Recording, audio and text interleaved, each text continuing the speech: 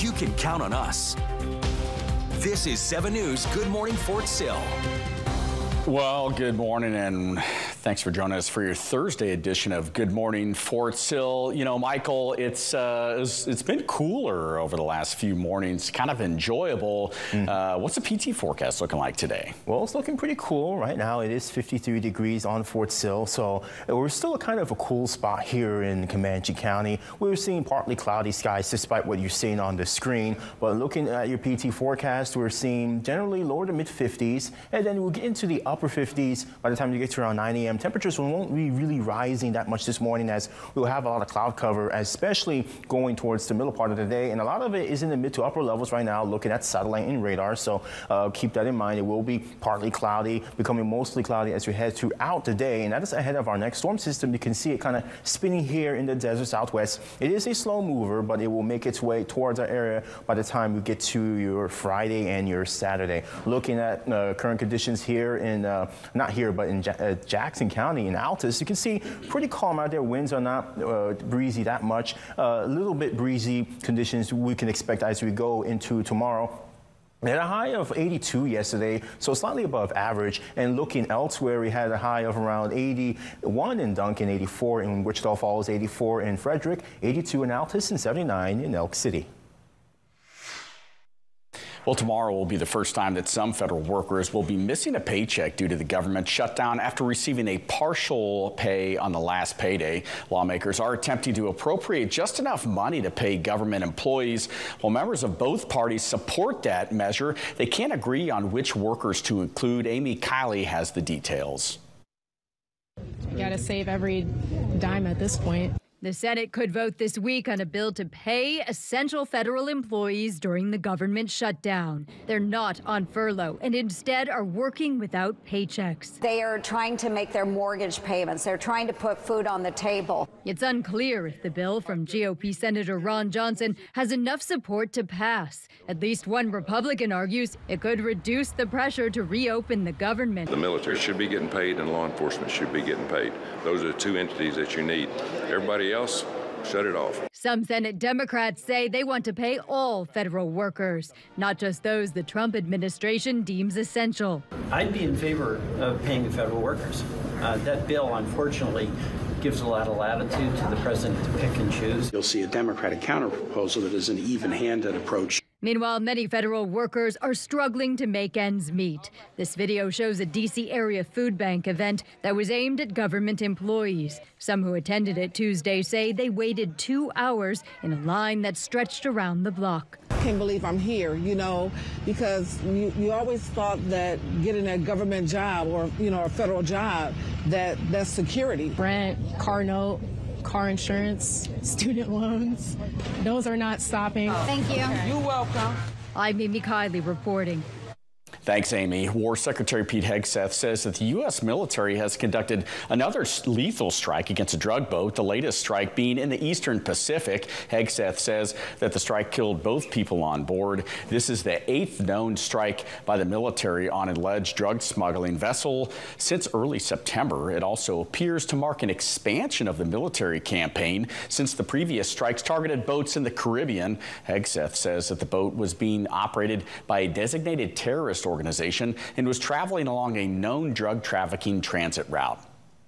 Well, U.S. Secretary of State Marco Rubio is set to visit Israel today following visits from President Trump and Vice President J.D. Vance. The Trump administration says that the visits are part of maintaining the Gaza ceasefire and to advance negotiations for the next phase of the agreement. Secretary Rubio says that he's confident that the ceasefire will hold up despite aggression from both sides this past week. Every day there'll be threats to it, but I actually think we're ahead of schedule in terms of bringing it together. And the fact that we made it through this weekend is a good sign. Hamas remains a danger not just to Israel, but to the people of Gaza. That's why we need an international security force on the ground to stabilize that and prevent them from doing some of the things we've seen. These next phases will definitely be key in that. Now, Russia conducted a readiness test for its strategic nuclear forces this week under the supervision of President Vladimir Putin. Putin emphasized that the test was pre-planned. Russia's Ministry of Defense said that the drills involved all three components of the nuclear triad: land, sea, and air. The Kremlin says that the drills tested the readiness of military command and control systems and the operational skills of the staff, adding that all objectives were met. Well, over the past month, we've been covering the various resources that are available to those that are affected by the government shutdown. U.S. Army Garrison Fort Sill just recently posted a comprehensive resource list that was produced by the Defense Civilian Personnel Advisory Service. That list covers a wide range of resources from national nonprofits to banks, insurance companies, and utility providers who may be able to provide assistance or options to those who are going without a paycheck. It is recommended that you reach out directly to who you bank with and other providers, as they may have payment extension or hardship relief on an individual basis if they don't offer a specific program. And just a reminder that we do have the latest information about shutdown resources and financial assistance available to service members, federal employees, and their families in the military section of our website at kswo.com. Once there, you can click on the government shutdown resource article. And the Oklahoma National Guard is answering our nation's call and preparing to deploy to the Middle East. Friends and family bid farewell Tuesday to nearly 50 soldiers from the Oklahoma Army National Guard's 745th Military Police Detachment. During the 9-month mission, soldiers will conduct vital law enforcement operations in support of Operation Spartan Shield to strengthen partnerships and enhance regional security. And heads up if you're driving to Altus Air Force Base, because they will be doing road repairs starting today. First Street between E and B Avenue will be closed to fix an upheaval in the pavement, and the left lane of the main gate will also be closed for the day for repairs to be conducted for a pothole. Drivers are advised to use the right lane when they enter the base. Altus leaders say that the repairs are essential for to prevent further damage and ensure everyone's safety. And the 82nd Force Support Squadron has released updated guidance for their facilities during the furlough. Military personnel flights will see some delays in customer service with Deers as well. Levittow Fitness Center will be 24/7 only and will have no staff on site. The Commons Education Center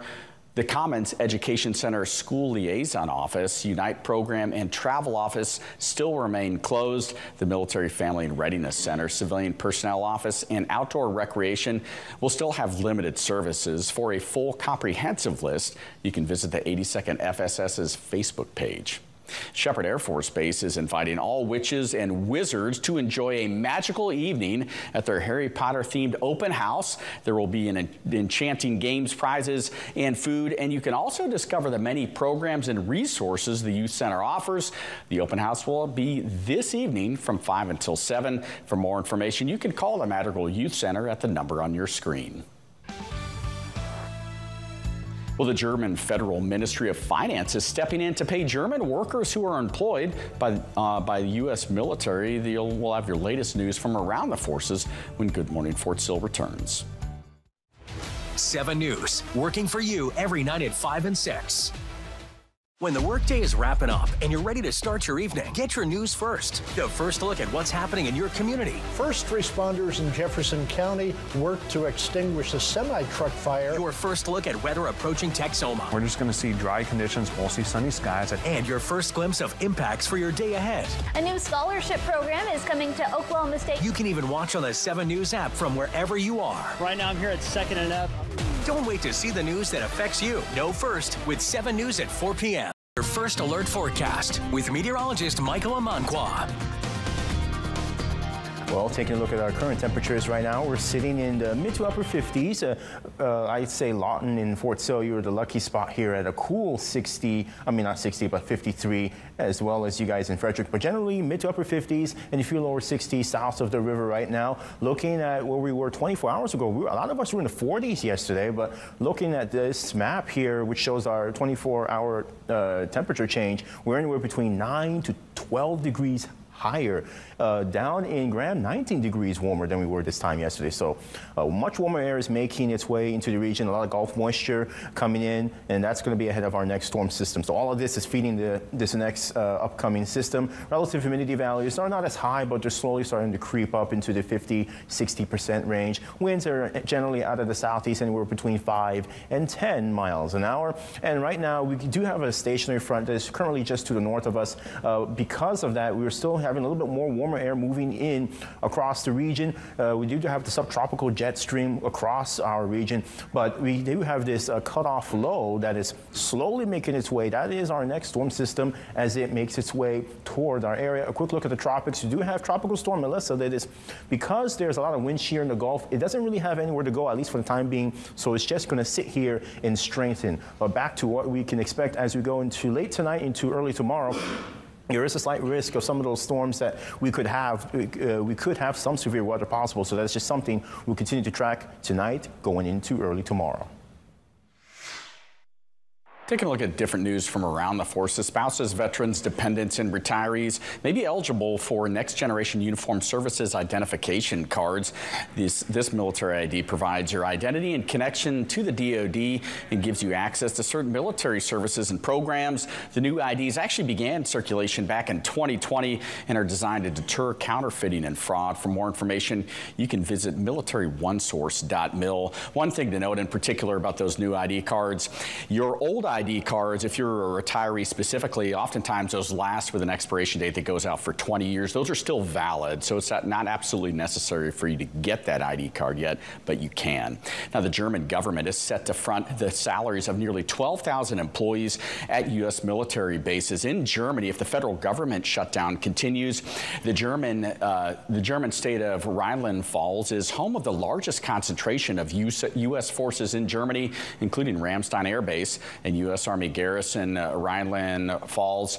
In Rhineland-Pfalz, the ministry is preparing approximately $50 million in emergency funding to ensure that German workers are paid on time. A union statement Monday said that the current shutdown differs from previous ones when German staffers employed by the U.S. receive pay in accordance with German labor law and the NATO Status of Forces Agreement. Well, a federal judge has ruled that the Pentagon's removal of nearly 600 books and lessons on race, gender, and identity in accordance with a series of executive orders likely violated the students' First Amendment rights. In a 44-page opinion, U.S. District Judge Patricia Tolliver-Giles ruled that the government may not act to deny access to an idea simply because the state officials disapprove of that idea for partisan or political reasons. The American Civil Liberties Union says that the ruling sends a clear message that censorship is unconstitutional. This week marks the 64th anniversary of when President John F. Kennedy gave a televised address at the start of the conflict that would go on to impact the trajectory of the Cold War. The president informed the American people that the United States had caught the Soviet Union building offensive nuclear missile bases in Cuba. This would lead to the 13-day confrontation between the U.S. and the Soviet Union, known as the Cuban Missile Crisis. A former Marine veteran who is running for public office is facing controversy for a questionable tattoo that is linked to Nazi propaganda. Coming up, we'll hear from that candidate who says the ink was made to honor his fellow Marines. KSWO and the Lawton Fort Sill community want to thank our service members and their families for their service and sacrifice. We are extremely proud of your courage, dedication, and daily commitment to protecting our freedoms. To recent graduates and their extended families, congratulations on your accomplishment and welcome to our community. Lawton Fort Sill is a unique area like no other in the country. With our strong working relationship with our armed forces, thank you for everything you do for us. A former Marine who's running for the U.S. Senate seat in Maine is under fire for a tattoo that he got while in the military that's linked to a Nazi symbol. Graham Plattner says that he got the skull and crossbone image nearly 20 years ago and was not aware with any association with the Nazis. Plattner says that he has no ties with the Nazi movement and has had the tattoo covered up out of respect for others. Until over the weekend or late last week when I started getting asked questions about if I had a hidden Nazi tattoo. And I was, of course, I laughed at it because I thought that was the dumbest thing I'd heard. And then somebody showed me a picture of a motif that neo-Nazis use, and it's a skull and crossbones. They're pretty popular amongst military units, but they definitely had a lot in common. And I then went and got it covered because I do not want something on my body that represents in any way the antithesis of my politics. Plattner is seeking the Senate seat held by Republican Susan Collins. Independent Senator Bernie Sanders of Vermont, who has endorsed Plattner, said Tuesday his endorsement remains. Lawmakers in Wisconsin are trying to help homeless veterans after 2 veteran housing and recovery programs closed due to lack of state funding. Using already appropriated state funding, the lawmakers are working to create a state grant program. It would allow for private organizations to go to the state and get a per diem reimbursement similar to how federal programs operate. This bill ensures that $1.9 million in funding already appropriated to care for veterans is used by organizations that are willing to house Wisconsin's military heroes. Those private organizations, such as nonprofits and non-governmental entities, will receive a $25 per diem payment for each veteran housed. The U.S. Army Corps of Engineers has reached a major milestone in recovery efforts for the 2023 Maui wildfires. The last remaining truckloads of wildfire debris have been officially moved to their permanent disposal site at the Central Maui landfill. Crews can now begin restoring the temporary debris storage sites at Alawalu. The county says that residents can expect to see trucks hauling restoration materials and debris for about 10 more weeks. The National Park Service is investigating after a massive damage was found at Gettysburg National Military Park. Rangers say there's extensive damage to a stone wall by a parking lot. A spokesperson for the Gettysburg Foundation says there's no video of the incident and there were no eyewitnesses, so they're not sure if it was vandalism or an accident. The family of a World War II veteran says the government shutdown nearly ruined military honors for his funeral. Private First Class Florencio de Villa served in the Philippines before being stationed in Hawaii for the remainder of his career. He passed away at the age of 99, but before he died, he asked to be buried with full military honors. But due to the government shutdown, he wouldn't be receiving them due to those services being furloughed. However, after getting the word out via social media, officials at Fort Hood were able to help. We weren't taking no for an answer. And he was a fighter, so we were going to fight for him, and we were going to. We sent out emails to a lot of government officials, to news stations, and this morning the Facebook posts have been shared 340-something times. This coming Monday, Private First Class Florencio de Villa will be buried with military honors that he earned for his service in World War II. Well, PTSD is often described as the invisible enemy. One veteran in Florida found solace in his service dog, but after that dog passed away, that vet was left searching for answers. That's when a local nonprofit surprised him with a new best friend. Dacian Smith has more. This sweet little girl is more than just a puppy. It's the greatest surprise ever for retired Army Staff Sergeant Timothy Rodriguez. He's lived a life of service. Following family tradition, he joined the Army in 1983 and spent several tours in Germany and Ethiopia before retiring in 2003. During those missions, he experienced a lot and lost friends. Rodriguez then continued to serve back home by working with the Santa Rosa County Sheriff's Office. Holzerland Protection Dogs heard about his story and knew they had to get involved. I just, we were blown away with what he had gone through in the military. We just thought there's no way we cannot give back. For several years, Holzerland Protection Dogs has donated Belgian Malinois puppies to veterans who have PTSD. Rodriguez started to find peace with his first Malinois named Dixie, but Dixie died from cancer. Since then, he's lost 2 other dogs, including one named Voodoo, who died earlier this year. He says that loss has left a huge void in his life. I suffer with PTSD, depression, and anxiety, and my dogs mean a lot to me. I spend a lot of time with my dogs. And just having that dog near me or close to me it calms me. It you know, I'm not so depressed. We are honored to do what we're about to do. Wednesday, his wife convinced him to come to Veterans Memorial Park, where he was surprised with a new puppy named Freedom. She's a big baby. And we named her just obviously because of what you stand for. You're the epitome of, again, freedom. Totally surprised to get another one this soon. It's just, I mean, I'm overwhelmed with emotions right now. Hey, sweetie, you want to meet Mama? His wife and close friends watched as Rodriguez and Freedom started to bond. Just for them to be here for me means a lot to me. To see his reaction and just to see his friends standing there, that meant everything. And I can tell just from interacting with him today that this is going to be a special puppy for him. But she's gorgeous. Thank you. They've only been together for a few hours, but Rodriguez says he's already in love with Freedom. I mean, I couldn't ask for a better friend. Here's your first alert forecast with meteorologist Michael Amanqua.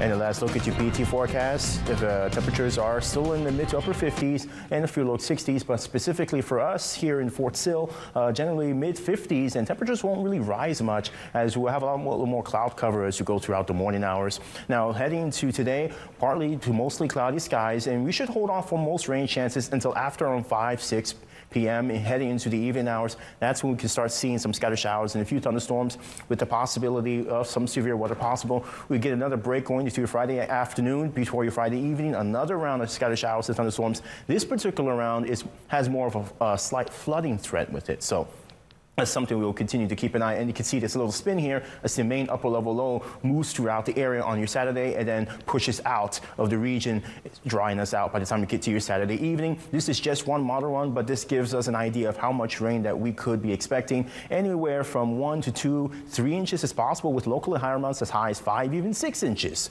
So that's just something to keep an eye on. This is just one model, but just to give you an idea that the heaviest rain will be along and to the east of the I-44 corridor. Looking at today, we'll have a high of around 82 degrees, partly to mostly cloudy skies, and winds out of the southeast at 5 to 15, down to a low of around 60 degrees with scattered showers and storms. And then as we go into tomorrow, we have a high of around 73 degrees. And looking at the next 7 days, we'll continue to have scattered showers and storms throughout your weekend. And then as we go into next week, we have a series of fronts, one on your Saturday after the storm system leaves, and another one on your Monday. Definitely looking like some rain today. Well, thanks for watching Good Morning, or not today, tomorrow. Thanks for watching Good Morning Fort Sill. Check the News 7 News app today for updates and breaking news.